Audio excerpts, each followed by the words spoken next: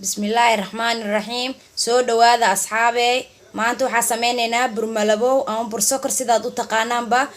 Qalabkii aan ku diyaarin lahayn ayaa meeshaan inoo yaasha. Saa ujeedinba hadda halkan waxaa inoogu jiro 2 qaado oo sokor ah. Inta waxaa noogu jiro 1 qaado oo cusbo ah. Leebita ama fixiso saa u taqaano oo 1 qaado ah. Saliid oo bakeeri haaf ah. 2 bakeeri oo bur ah. Biyihii aan ku qasi lahayn. halkan waxaa inoo yaala saxankii oo faadi ah aan ku qasi lahayn. Hadda waa isku dardareynaa nala socda saan isugu dardareyno. Hadda waa isku dardareynaa waxaan ka bilaabeynaa qaadada cusbada ah. Waxaan sidoo kale ku dareynaa 2 qaado oo sokor ah.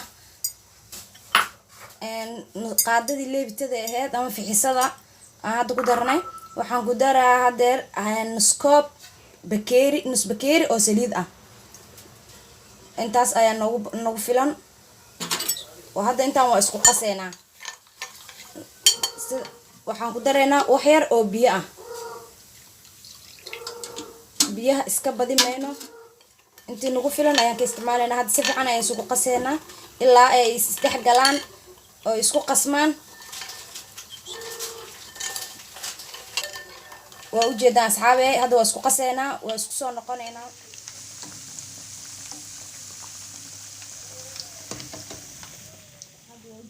sokortii aan sameynaynaa asxaabe oo bur malabka korka looga shubi lahaa nala socdo marka.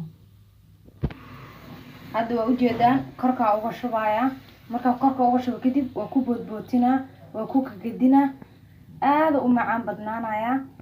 wuxuu noqon doonaa sida malabka oo kale aad mid u macaan. hadda waa ku gadgadinaa oo kaasa si ay sokorta u kala gaarto dhammaantiis. waxaa loo baahan sokorta in ay wada gaarto la dhalaalshay. waa ku qasqasaa si fiican ayaa u kala gaarsiinaya. waa kaas waa ku gadgadiy asidhan waa kala gaarsiiyey.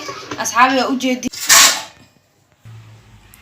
waa u jeedaan hadda saxankaan kusoo shubay si uu qurux badan yahay. waa u jeedaa soomahan aad iyo aad ayuu fiican yahay wuuna macaan badan yahay.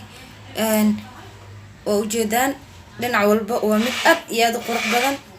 waa kaas sidaasuu kusoo baxa burkii. waa mahadsantihiin. like share subscribe ha ilaawin inaad commentiga noogu reebtaan wixii fikradaha.